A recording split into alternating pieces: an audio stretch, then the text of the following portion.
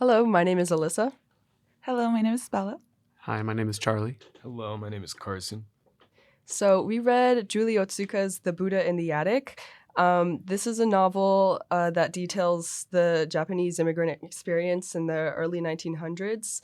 I really enjoyed this read. Every time I read it in like 2 or 3 sittings, and every time I read some, I was really looking forward to the next time I'd get back into it. I think the third person plural perspective, I think you'd call it, was really, really fascinating and like really kind of enriching and like refreshing to read. I think it was really powerful and did a great job of demonstrating like just how it was really a collective experience that all of these women shared as they took their trip on a boat to America. So I'm excited to discuss this today. Yeah, I also really enjoyed it. I think it's relatable not just to Japanese immigrant women, but also other ethnic groups. So it was very enjoyable.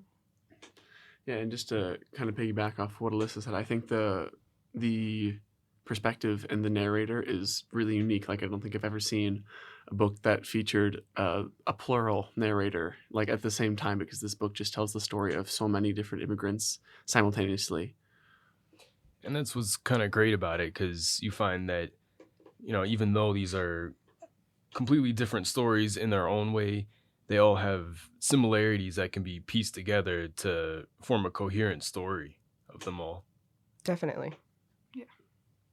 Yeah, the beginning of the book has a lot of stories detailing how these women came to America. They're mail order brides sent off to go marry American men on the West Coast, people who they had never seen the faces of, and they knew no one. They had no family or community there. And it was pretty harrowing. There's a lot of details in the book about how they started out with really really difficult lives because they had met these men who had uh, essentially kind of catfished them through, like, they had sent them photos of how handsome they were, like wearing 3-piece suits on the, like, hanging on, well, like leaning on a Ford Model T, fancy cars.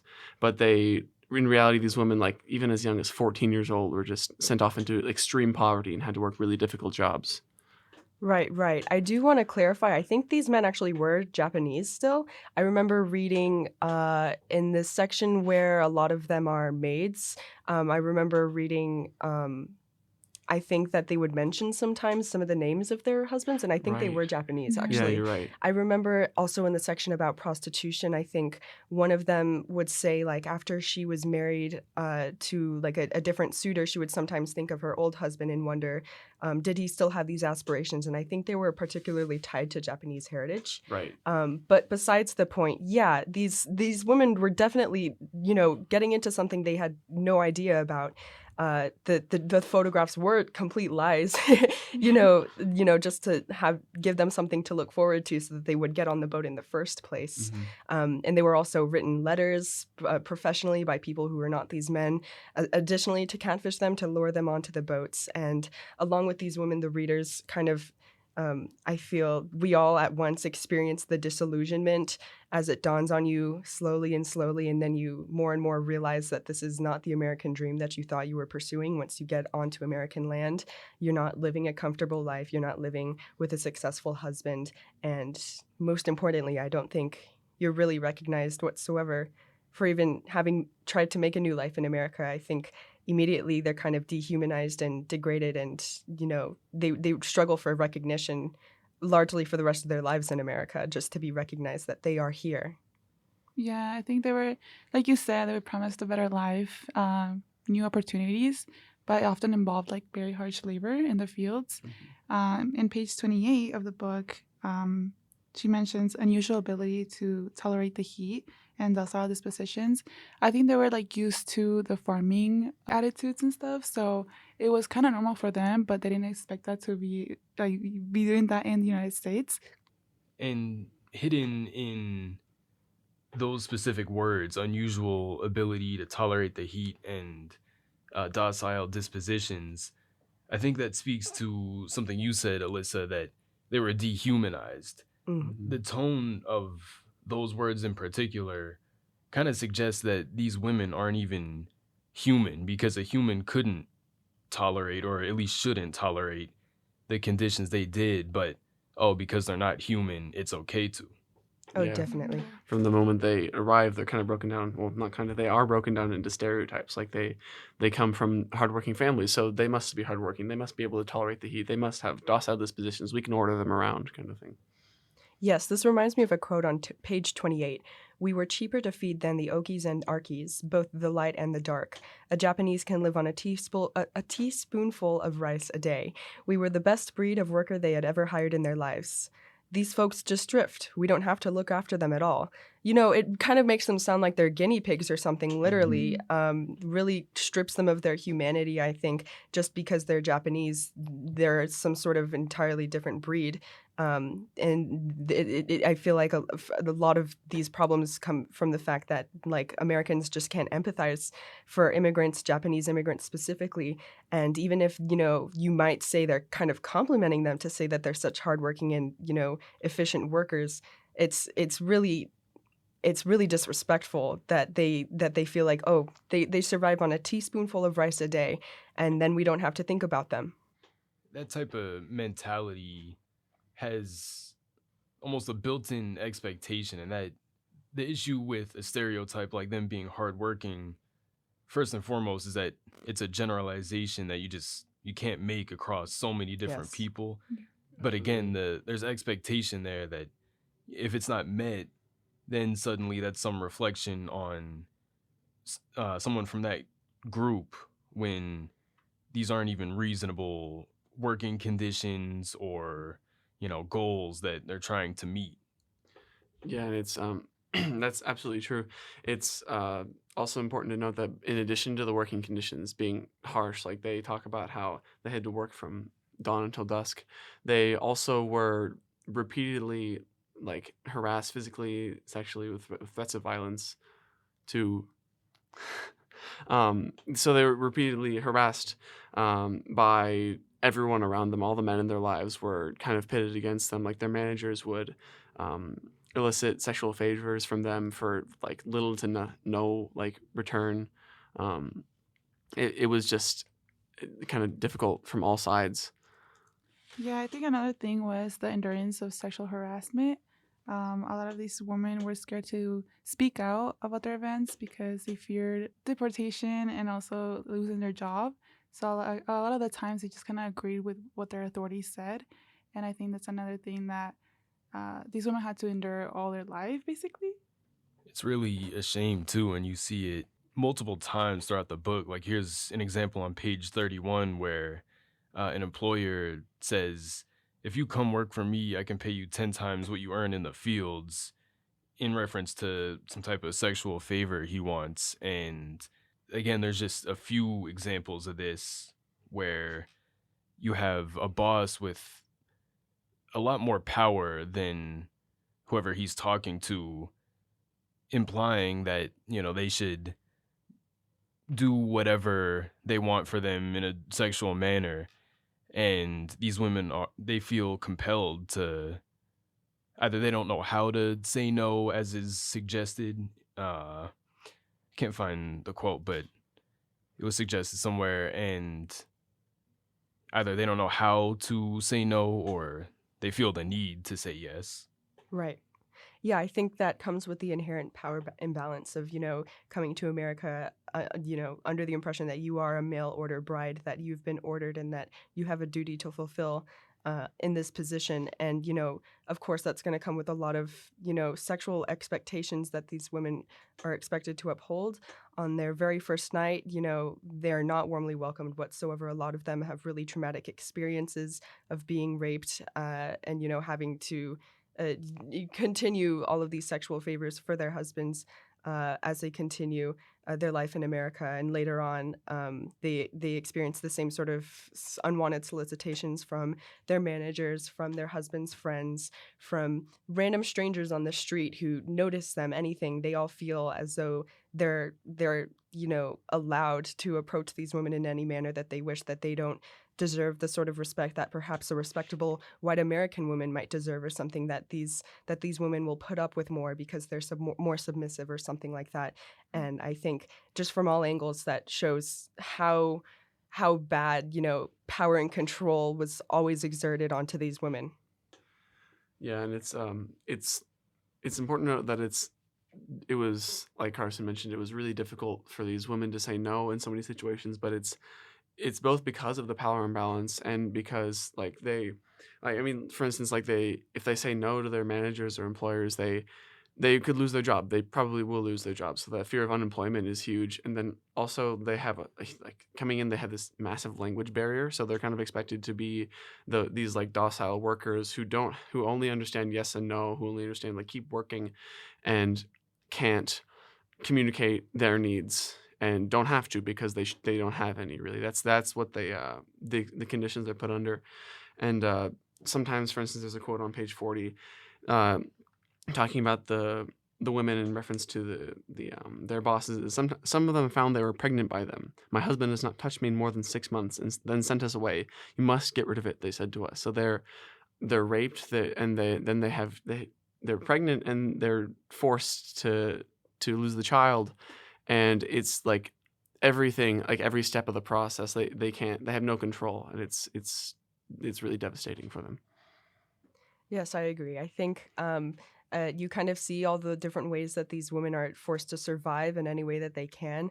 Their lives might be threatened, their livelihoods are threatened, and they also have a family back in Japan that they have to honor. And I think the worst sort of outcome that a lot of these women fear would be to return to Japan for whatever reason, and let their family down, because divorce is so dishonorable, and just in general, they're trying to send any money that they might earn back to Japan as well to take care of their families. And so in so many different ways, it puts them in a situation where they have no choice but to do what they are forced to in order to survive.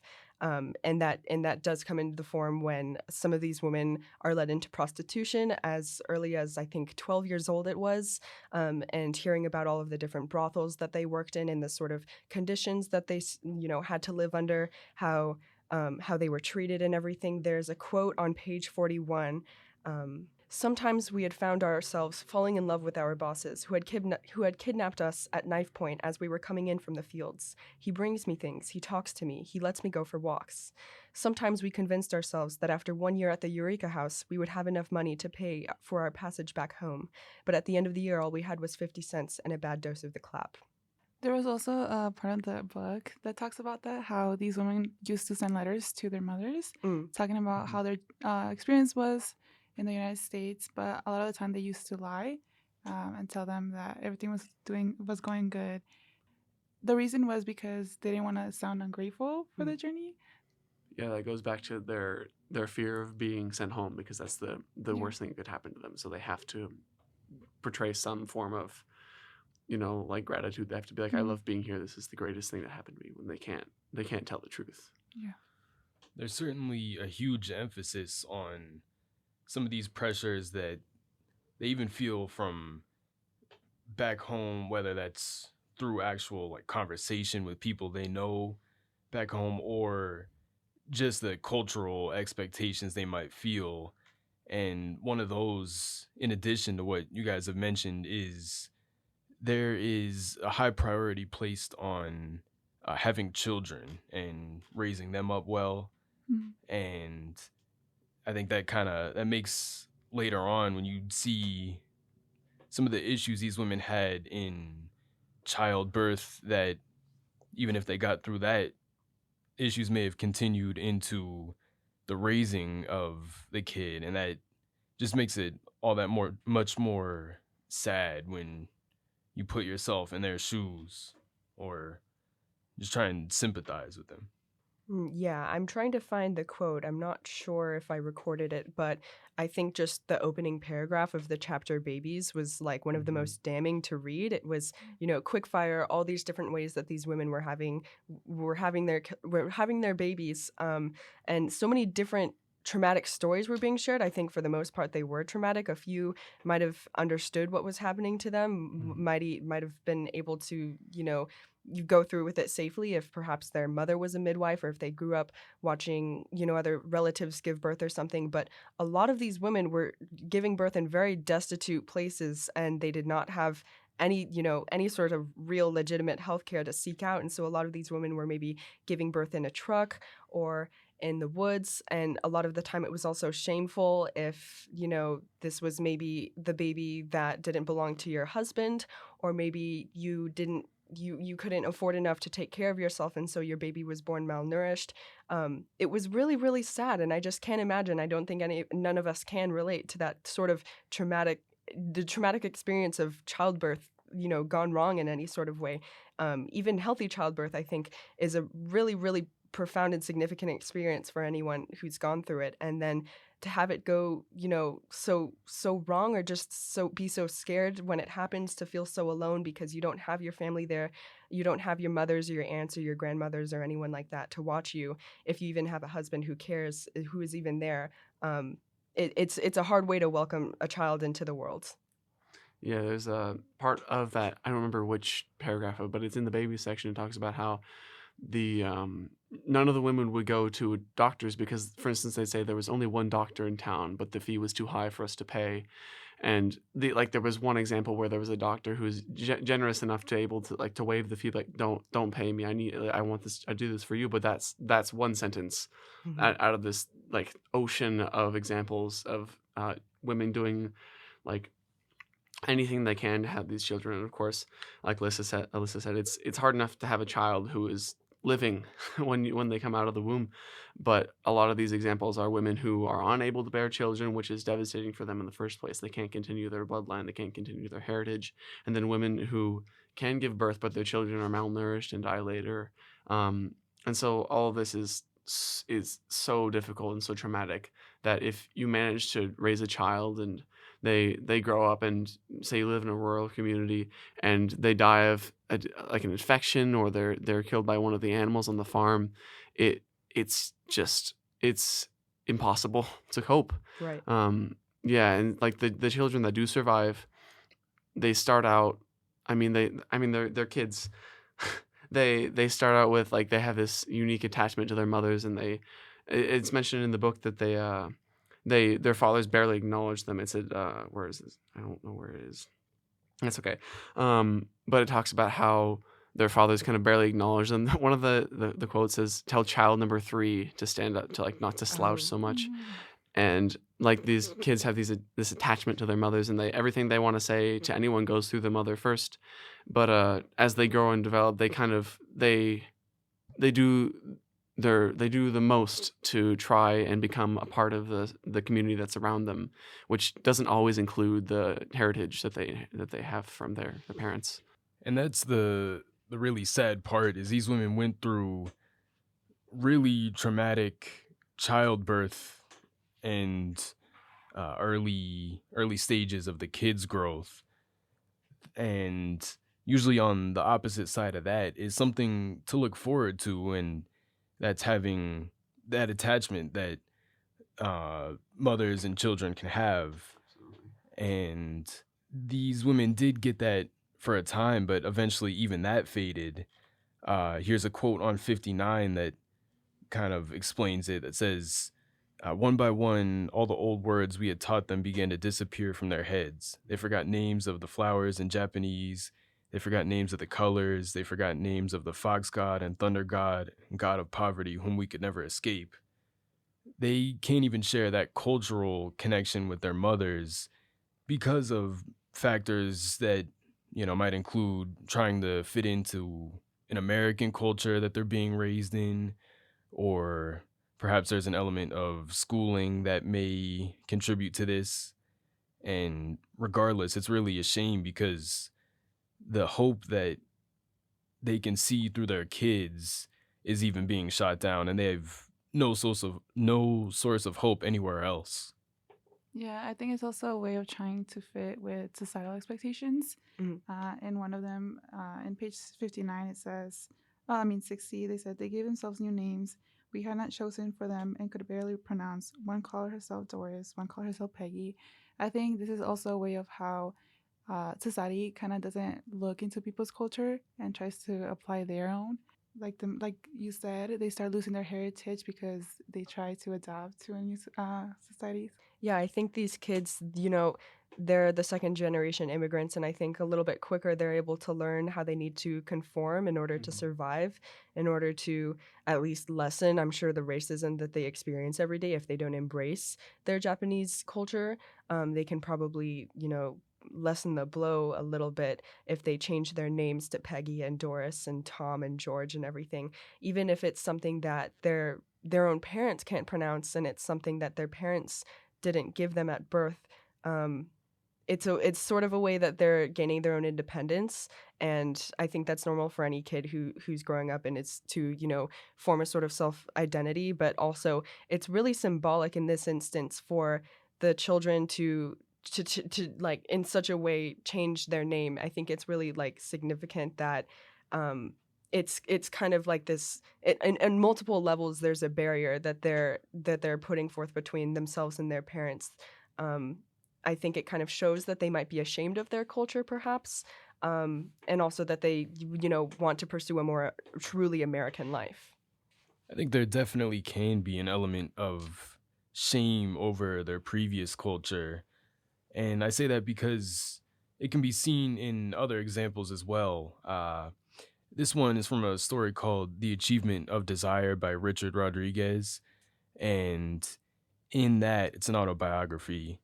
On page 45, he says, "From a very early age, I understood enough, just enough about my classroom experiences to keep what I knew repressed, hidden beneath layers of embarrassment."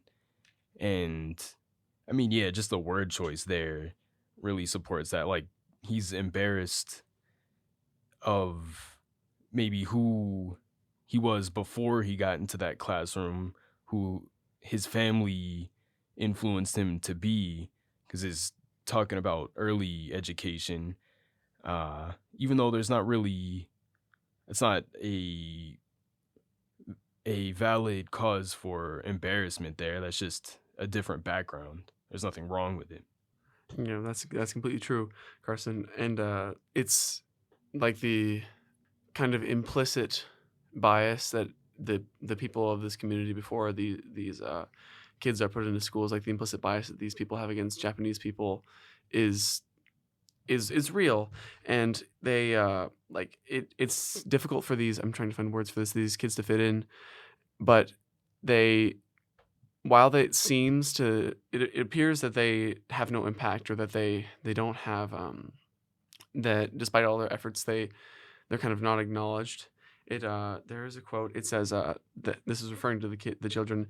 They went to no parties. They were invited to no parties. They played no instruments. They had no instruments to play. They never got Valentines. They never sent any Valentines. They floated ghost-like through the halls, with their eyes turned away and their books clutched to their chests as though lost in a dream. So this kind of imagery of the kids kind of being in the background, of being like separate from everyone else, is really prominent in this section. But despite all of that, afterwards, it's evident that afterwards, I'll get to that in a second. It's evident that the Japanese people in the communities had a tangible impact on their peers and their neighbors, because after the bombing of Pearl Harbor, and after all these all like government officials came in and put flyers up and told everyone, all the Japanese community, to pack up their things. They're getting sent off. They're getting on buses and getting shipped out. Then the rest of the community, they take heed. They notice what happened. It's interesting to see this change in attention, because like during this whole time where these women come to America, they're forced to do these like terrible jobs. They give childbirth in any way they can, and their kids grow up in these communities kind of segregated. And then suddenly, as soon as they're gone, everyone notices. I think it's impactful. Right, I agree. It was interesting to see that, I personally wouldn't have expected it, that the Americans would have cared so much, because they didn't act like it, when they were around. Maybe they relied on them for their laundry or for their, yards to be like mown or something like that. But generally, they didn't really take care to like welcome these people into their communities as a whole. And so the last section, where I think it takes the perspective of the American people after the Japanese have left for their internment camps, that the American people are kind of scared. They're confused, and I can, the chapter really develops like this sort of ghostly tone that I definitely picked up. It was kind of haunting, as if the Japanese, would never ever come back, that they had like left this earth or something, even because they just had no idea where they went, and the Americans couldn't make sense of it. And so I was surprised to see that they actually did sort of care to a degree. Later on we would find that a lot of the abandoned homes were broken into and pillaged and everything like that. But especially the children also definitely took notice that these members of our community were gone, and we had no reason for it. None of us understood. There's a quote where the mayor is speaking to the citizens on pages 81 to 82. Our mayor has assured us that there is no need for alarm. The Japanese are in a safe place, he is quoted as saying in this morning's Star Tribune. He is not at liberty, however, to reveal where that place is. They wouldn't be safe now, would they, if I told you where they were? But what place could be safer, some of us ask, than right here in our own town? Yeah, I think it also shows how a lot of the children were impacted, Right. and it raised a lot of questions for them. For example, on page 90, it says, "It is our children who seem to have taken the disappearance of the Japanese most to heart. They talk back to us more than usual. They refuse to do their homework. They are anxious. They fuss, and at night, formerly brave sleepers are now afraid to turn on the light. Every time I close my eyes, I can see them," one child says. I think it also says how it created a lot of trauma for them. Mm-hmm. Yeah, I think when kids are so imaginative and they don't have an understanding of the war, like I can't imagine like what sort of conclusions they might have been coming to, and what a hard sort of question to even ponder at such a young age. It also seems like maybe the kids are just a lot less exposed to some of the negative stereotypes or prejudices that maybe their parents or grandparents had, Mm-hmm. because they might have kind of othered the Japanese kids when they were around, not invited them to the parties as the quote talks about. But yeah, as soon as they are removed, there's a genuine care there for their well-being, I'd say. And you don't see that in the adults as much. Like, here's a quote on page 90 that says, "Many of us admit that although we pass by the notices every day on our way into town, it never occurred to us to stop and read one. They weren't for us, we say, or I was always in a rush, or I couldn't make out a thing because the writing was just so small." That just seems like, to these people who see these posters every day, maybe previously saw the Japanese people in their commute or something, they were just kind of a non-factor. They were indifferent towards them, and they only notice now that they're gone. They didn't really notice them while they were still there, versus the kids who noticed them and eventually did care. Yeah. I'd like to bring the conversation to how this sort of translates into the modern day and what this sort of thing means for modern day immigrants. Because I think regardless of where you might be coming from, I think this can sort of be a sort of collective experience that many immigrants relate to, even from this nearly century-year-old story, that like regardless of who you are, if you're not American, if you're not white, you're going to be othered and you're going to be ostracized. And, for the most part, you're not really going to be recognized for who you truly are, like you might have been in your own home country. You're going to struggle, I think, for a lot of your time in America, fighting for recognition and for your identity and, continue to try and craft that new life that you wanted. Yeah, for a country that claims to be such a huge melting pot, and we are, it's difficult to see this kind of stuff pervade, I guess, into like modern culture, because of course this story has a lot of really harrowing elements, and these people experience things that nobody should experience. But we always hope to be better, and the fact that what Alyssa just pointed out is completely true is kind of difficult for people to understand, and it's difficult to hear, because I mean, like, the goal of the country is to be kind of a haven. It's kind of to be free from oppression, and it's coming here and having to fight to even make yourself to make other people acknowledge you as a human being is really it's difficult. I don't have another word for it right No, now. yeah. It does seem like, yeah, this book, though it talks about pretty much only Japanese immigrants and the following generations from them, it doesn't seem like this experience is entirely limited to them. I mean, that was the point of bringing up the achievement of desire references. That's told from the perspective of the son of Mexican immigrants from decades after this book was set. And it is very similar in how it talks about, the shame of the previous culture that also they belong to. It certainly isn't limited to just Japanese immigrants in the 1940s. Yeah, personally, I think I can really relate to this story because I'm a first gen immigrant. So I think that this story did a really good job at highlighting a lot of the stereotypes and also challenges of these immigrants. Yeah, I agree for sure. Thank you for sharing that, Bella. And I think that goes to show it's a conversation that continues to be necessary. I think in America that we are recognizing our immigrants as, especially because they're such an important part of our history, and continue to be and continue to contribute so much to our society. And so I kind of consider The Buddha and an Attic like essentially like a sort of essential read. I think just that we're all continuously like educating ourselves on the narratives and the journeys of immigrants who come into America.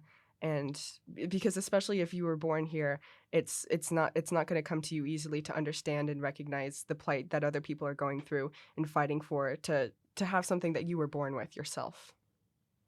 Great. I think this was a really good conversation, you Yes. Yeah, I guys. agree. Thank you for listening. Thank you so Thanks much so for much. listening.